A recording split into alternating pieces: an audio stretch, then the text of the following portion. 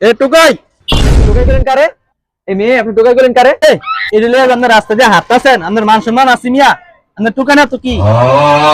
আপনার মিয়া আমি কম দামের মধ্যে জগবাটি দিয়ে দিতেছি। ভাই আমার কাছে তো 150 টাকাই আছে, এটি দিয়ে হইবো আমার। এই মেয়ে এদিকে 150 টাকার মধ্যে জগবাটি দিতেছি, সমস্যা নাই। এই করে জগবাটি দে তো দেখেন।